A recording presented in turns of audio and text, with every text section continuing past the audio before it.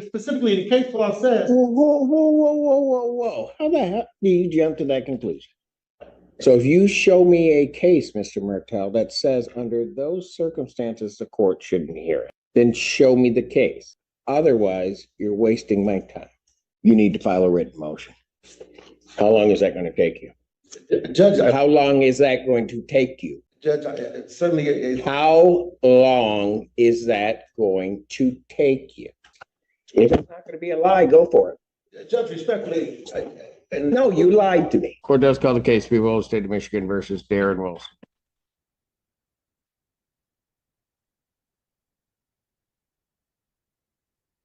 And good afternoon, Your Honor. Good afternoon to your fine staff. May it please the most honorable court. Edward Martell, P85051. On behalf of Darren Dwayne Wilson, sir, please stand and give your full and complete name for the record. Darren Dwayne Wilson.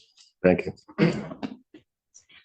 Your Honor, today is the date and time scheduled for a preliminary exam. I believe that Mr. Martell would like to start us off by motioning for Your Honor to accuse himself of this case. Judge, if I may, very briefly. Go on. Thank you, Judge. And certainly, Judge, I got much respect for this honorable court, been before this court a number of times. Judge, but the court rule is clear, Judge, that a examination must be conducted by a neutral and detached magistrate, Judge. In this particular case, and just for a little bit of context, for Your Honor, this is a case where there's already a co-defendant, where an examination has been held, where the testimony has been taken, where the victim or complainant absolutely identifies a mixed race, ethnicity, light-skinned male, certainly not my client who's dark brown skin with barrel rolls. Judge, notwithstanding saying, Your Honor, the sole basis that the people intend to introduce quote unquote identity is through the search warrants and the subsequent evidence that was purportedly obtained thereafter, Judge. I say that all to say that, Judge. I don't know what case you're talking about. Who's the co-defendant? You didn't preside over that. I could make the argument a lot more. I did not preside over it? No. So the argument that the counsel is attempting to. Well, then I'll let him finish, because I don't know, he did not even begin to ring a bell with me. It shouldn't. But if I can just streamline it, Judge. In brief, Your Honor was presented ex parte with two search warrants in this particular case. Ultimately, these two search warrants, there was information heard, there was a search warrant, there was probable cause found, there was search warrant signed. Judge, we now come before you for a separate analysis of whether there's probable cause in this case, but Your Honor, pursuant to People Be Real, which is 391-124, Judge, it certainly cannot be neutral and detached when Your Honor respectfully has already found probable cause in this case, and specifically the case law says. Whoa. How the hell do you jump to that conclusion? Because the probable cause that's determined from a search warrant is based upon that evidence that is presented to me in the form of an affidavit on that search warrant. That's going to have no bearing whatsoever on what testimony I hear or don't hear in this case. So I don't even know how you get to that conclusion. But I'll let you continue, because I think it's a.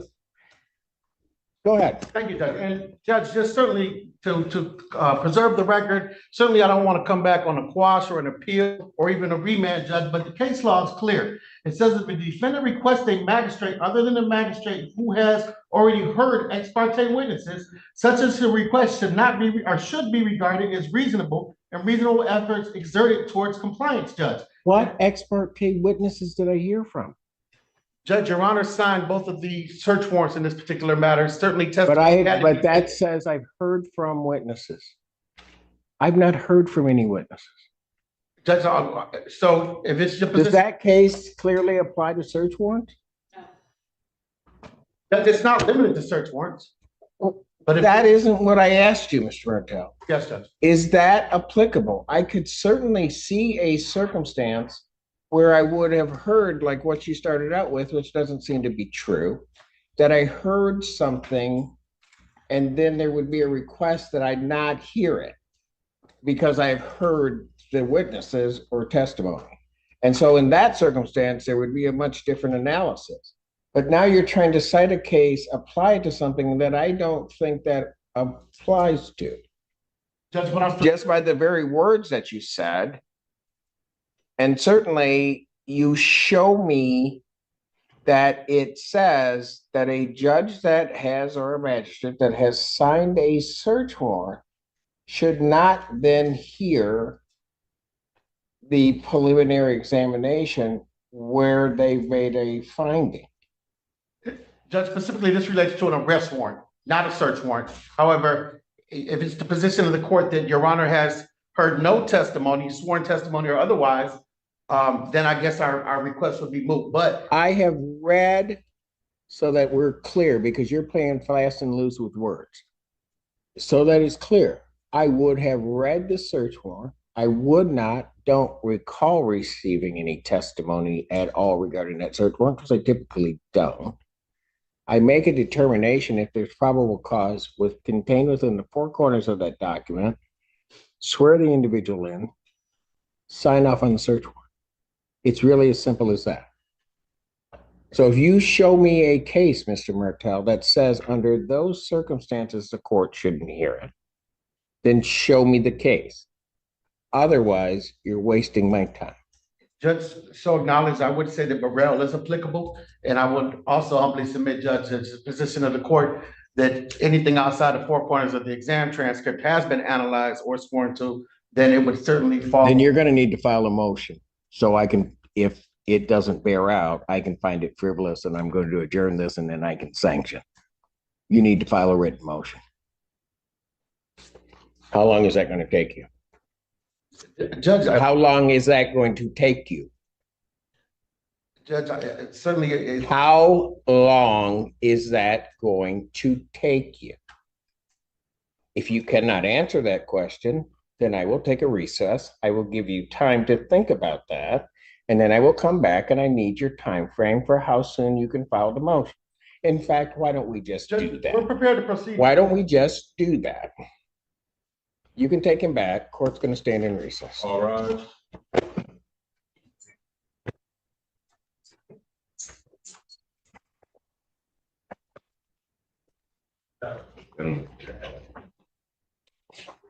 Court recalls case of the People versus Darren Wilson.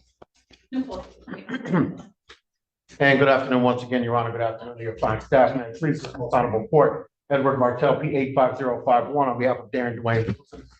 State your name once again for the record. Have a seat. So, Mr. Martel,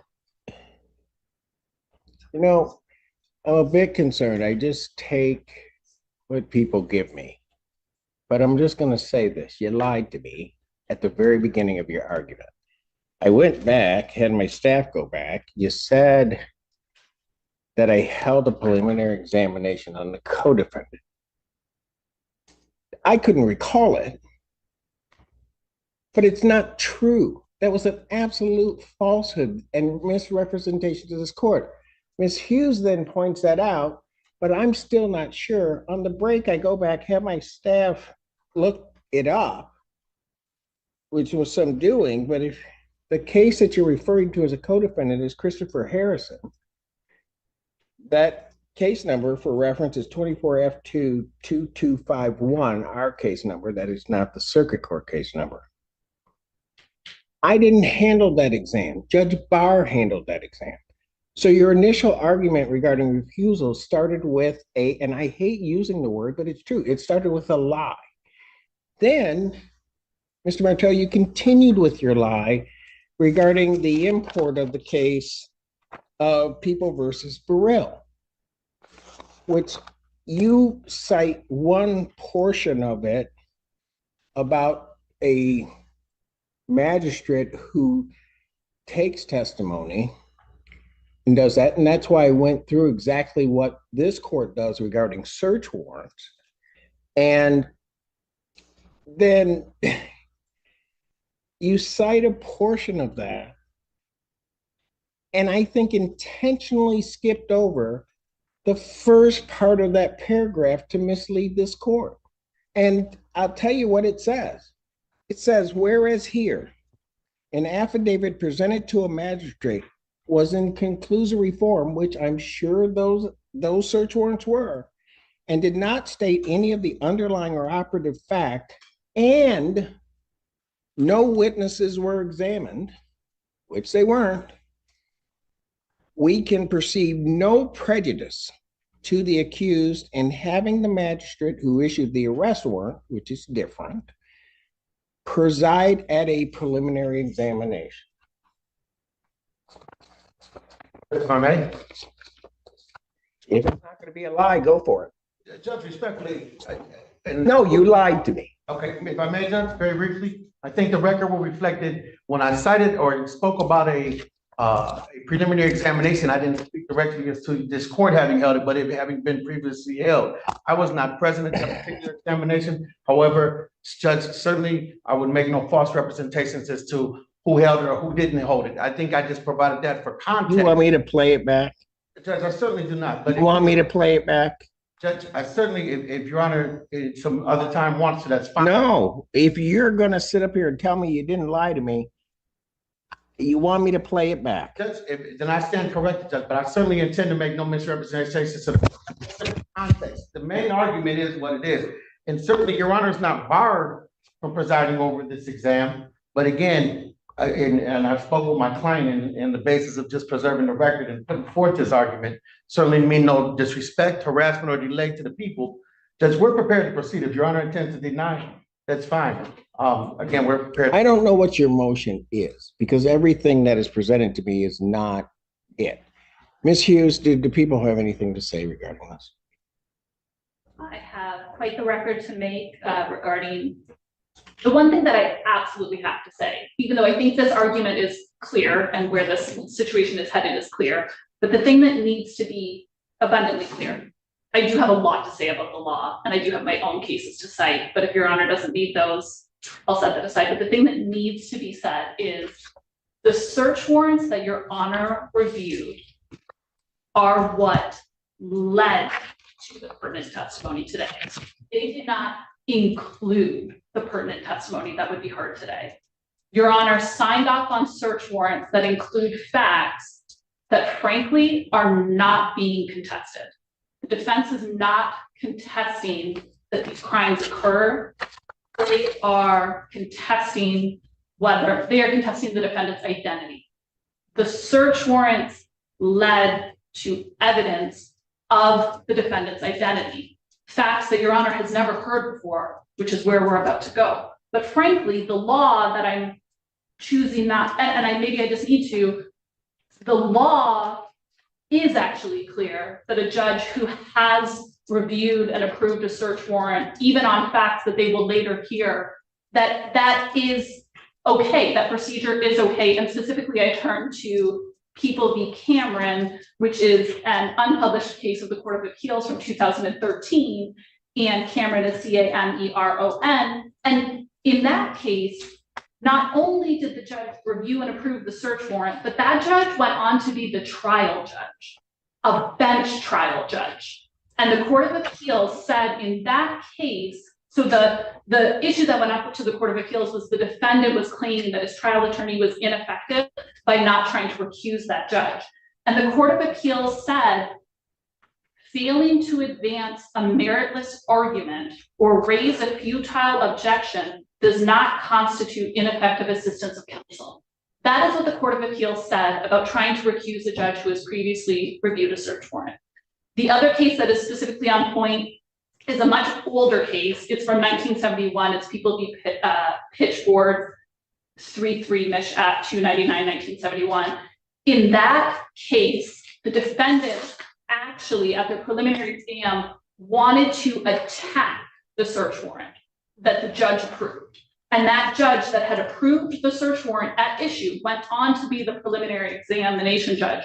Mind you, on appeal, it wasn't that exact issue. It was more of a statutory interpretation issue that went up on appeal. But the Court of Appeals in that case said the statutory interpretation would have led to the same procedure, that the search warrant judge would have become the preliminary exam judge, and then they affirmed and the case went back down for exam.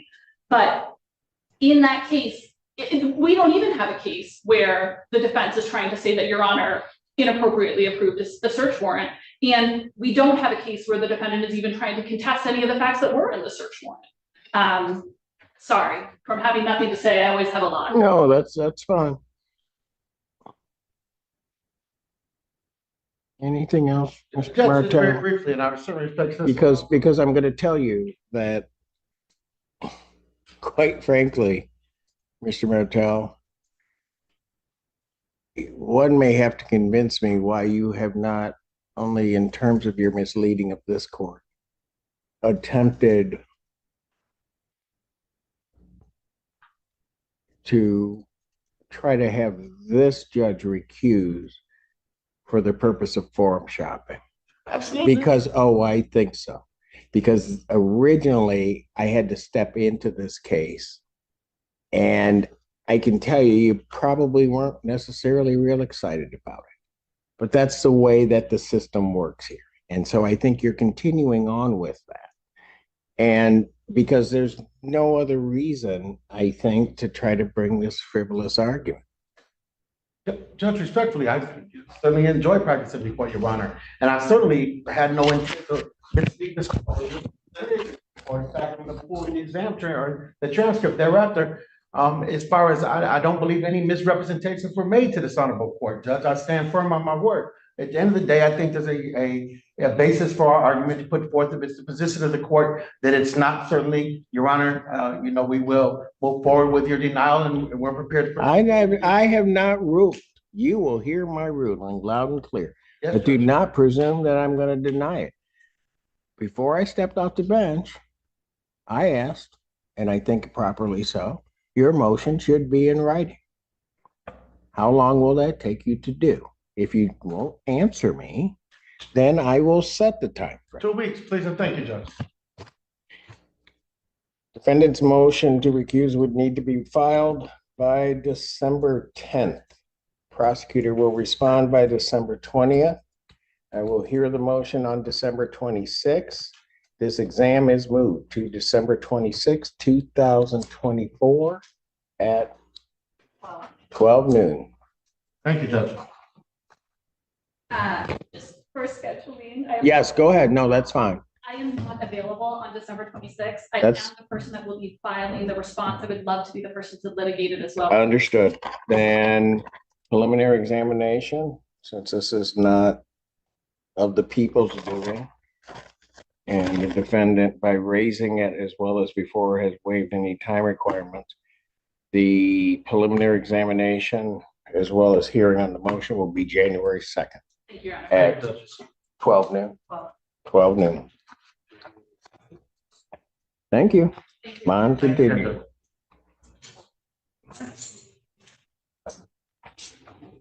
Before you go, here's something worth thinking about. In this courtroom, the biggest mistake wasn't losing an argument. It was losing credibility. The moment the judge started checking the record, everything changed. Every statement mattered. Every fact was tested and every inconsistency came back into the spotlight. That's a reminder that in court, confidence means nothing without proof. Now, we want to hear from you. Do you think the attorney was simply making a weak legal argument, or did he cross the line by trying to mislead the court? And if you were the judge, would you have imposed sanctions immediately, or was giving him another chance to file a written motion the right decision? Drop your opinion in the comments below. We read the best comments and your perspective could be featured in an upcoming video. If you enjoy real courtroom drama, intense legal showdowns, and the moments where the truth changes everything, make sure to subscribe and turn on notifications so you never miss the next case. We bring you the most compelling courtroom moments, powerful judge reactions, and unforgettable hearings from across the legal system. Thanks for watching. Stay respectful, stay curious, and we'll see you in the next courtroom.